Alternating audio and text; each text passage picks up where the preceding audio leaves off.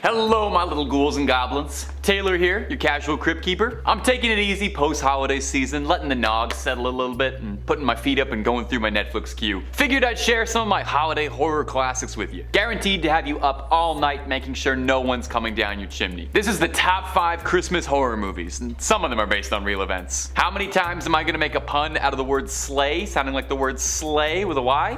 You're gonna be surprised, I think.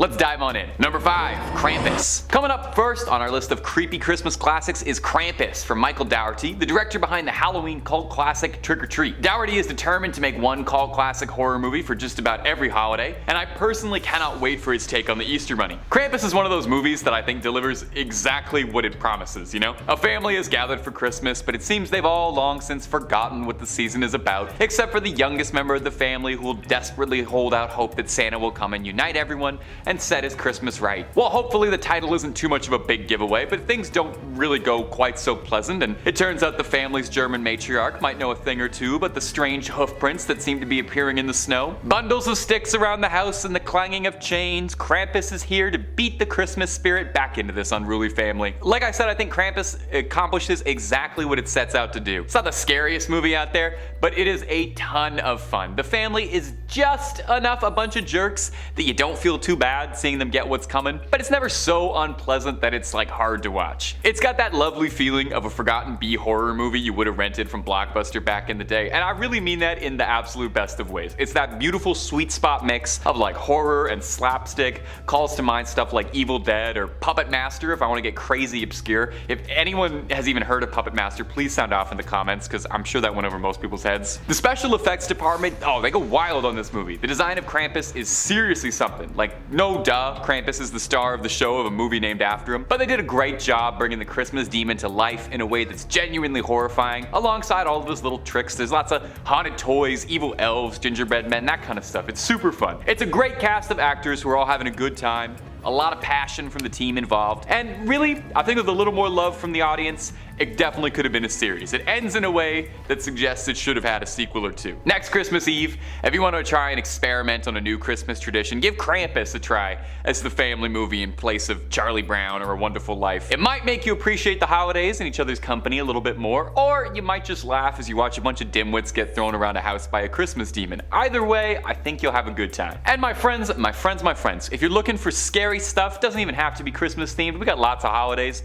Click through on the channel. We got loads of scary for you, all free, all for you. Happy holidays, that's our gift to you. And we don't ask for anything except, I don't know, maybe a subscribe if you wanted to, but you know, no pressure. Number 4, Silent Night. Coming up next on our list is Silent Night, the 2012 remake, not the original or any of its sequels. If I had to pick one, I thought I should end up picking the one that has Malcolm McDowell in it because, to tell the entire truth, I'm scared of him in real life, and I was only a little worried that if I didn't pick this one, he might find me. While the original Silent Night and its bizarre, memey sequel definitely have a lot of fun stuff worth paying attention to, I figured that this one's a little more the speed of what people are looking for. It came off that nice little like slasher movie bump of the late 10s where they were kind of getting cool again. If you clicked on this list because you're looking for a horror movie that is like basically all the same vibes as like a Friday the 13th or a Halloween, you know, a classic slasher, except Santa's the lunatic instead of a guy in a hockey mask, I've got amazing news for you.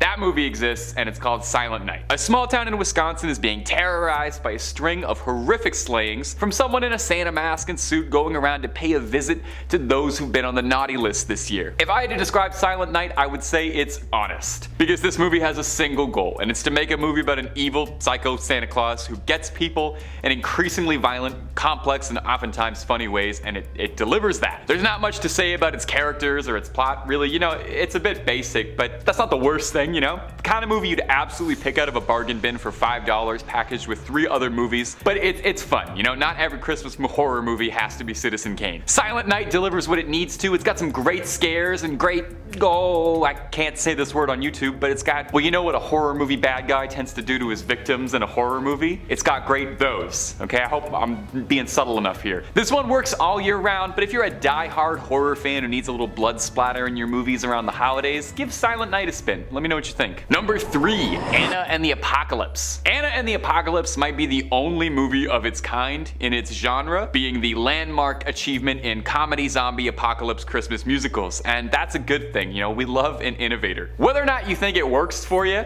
I can guarantee you probably have not seen another movie like Anna and the Apocalypse. There's a lot of things here, a lot of moving pieces that all kind of have to fit in place for this thing to be enjoyable, and luckily the film lands the nigh impossible task of being funny, catchy, and a little scary. It's easily the best zombie musical comedy since Evil Dead the musical, and yeah, that's real, and yeah, absolutely go see it if it ever comes to your town. You will not regret it. Sit in the splatter zone, get covered in blood. Oh, it's such a great time, but that's a different video. This film follows Anna, obviously, a graduating student unsure about her future ahead of her, and a group of friends that are all equally struggling with their personal issues in a sort of John Hughes Breakfast Clubby way. It's Christmas season, angst and doubt is in the air amongst the group of friends, and they sing like high school musical ballads about their angst, and it's violently upended by the zombie plague that spreads rapidly across the country seemingly overnight, leading them all to take refuge in their high school, the perfect backdrop for some holly jolly mayhem and undead slaying. Now this one's not as super like Christmassy as the others. Instead, Christmas kind of serves as like fun set decorating for an already fun movie. You know, it's got a Christmas aesthetic. This would have been a great film if it took place in April or May, so really it's just kind of like gravy on top of the meat and potatoes of a super inventive zombie movie. There's a ton of influence from some of the 80s classics. Evil Dead is a huge one, and man, that's like the 4th time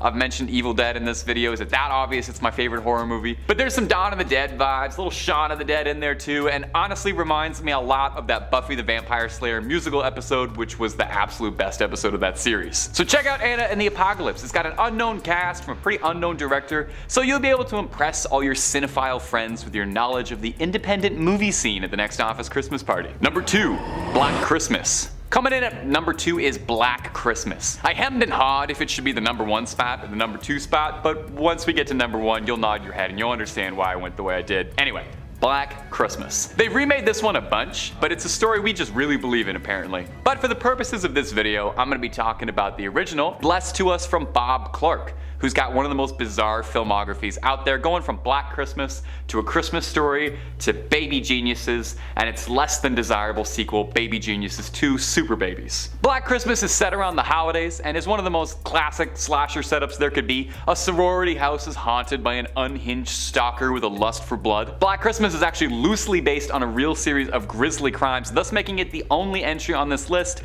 that actually applies to the title. Now, if you're a big time horror movie nerd, and I'm hoping you are, because why else would you be watching this? There's some argument out there that Black Christmas is one of the original slasher movies, like one of the ones that codified the genre, predating Carpenter's legendary Halloween by about 4 years. At the time, the film was seen as gaudy, tasteless, and just a string of senseless, violent scenes featuring victims suffering at a beautiful time of year, but hey, this was before movie reviewers knew that's exactly what we're looking for from horror movies. While the 2 subsequent remakes lean into the Christmas thing a lot more than the original, which is mostly just kind of set at Christmas, I chose this one mostly because A, I haven't seen the 2019 one, and B, because the original is a great piece of horror history that's often left behind whenever we talk about the classics. It's genuinely scary, it's very tense, and it is absolutely worth your time still to this day. Can't recommend it enough. At number 1, Gremlins. And at the number 1 spot, it's Gremlins. Oh, I love Gremlins. I know there's some of you that might be putting your nose up at me right now because Gremlins isn't as horror-y as some of the other ones on this list. It's not as violent, it's not as gory and scary, and you know, it's a little more juvenile. Like, I loved it as a kid. But I would like to offer you this counterpoint. I don't care, Gremlins absolutely rocks. If you missed out as a kid, the story of Gremlins is very, very simple. It's Christmas time, and a father struggles to find a gift for his son. So he settles on a strange little furry alien creature he buys from a mysterious shopkeep who warns him not to buy it. You know, classic holiday setup, every boy's dream. The shopkeeper tells him not to get it wet, not to let it get exposed to direct sunlight, and to never feed it past midnight. Well, obviously all 3 of these rules get broken pretty darn fast, and we discover that the adorable little Furby looking creature that melts our hearts will turn into a nasty little mayhem causing gremlin and multiplying rapidly, and boy howdy do they. And it isn't long until the entire town is infested with gremlins, and I'm getting so excited talking about it. I love ghouls and goblins, but if I really had to rank them, gremlins would come right above ghouls and goblins. Sorry. Even to this day, Gremlins is pure special effects like wizardry and movie magic. It's all the things the silver screen are made of. Seriously. This whole movie hinges on the Gremlins and you believing in them, and I think it works so well to have them as physical objects to have them as puppets the actors can play off of, interact with. It makes them way more real. It makes the carnage and mayhem that much more satisfying to watch. I don't think it'd be half as fun if they were like little CGI Yoda and the prequel monsters. It kind of gives it this feeling of like toys come to life, which really works for a Christmas movie too. Seeing the Mogwai go from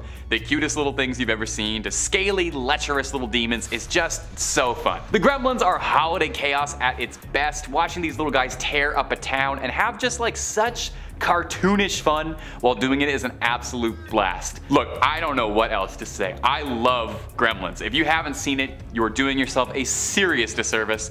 And if it's been a while since you've seen it, watch it again, because I guarantee it's legitimately better than you remember. And since I don't know the next time I'll get a public platform to say this, watch Gremlins 2 afterwards. It's not Christmas themed, but it's gotta be one of the most bizarre postmodern horror movie sequels to ever exist. Hulk Hogan's in it. It breaks the fourth wall a bunch. It's absolutely insane, and this is the most I've ever rambled in a video, but you get to watch the Gremlins get into office building shenanigans. Literally, what more could you ask for? And that's it for this video, my ghouls, goblins, and gremlins. Thanks so much for listening to me ramble about movies that I like. Take it easy. Have a happy holiday.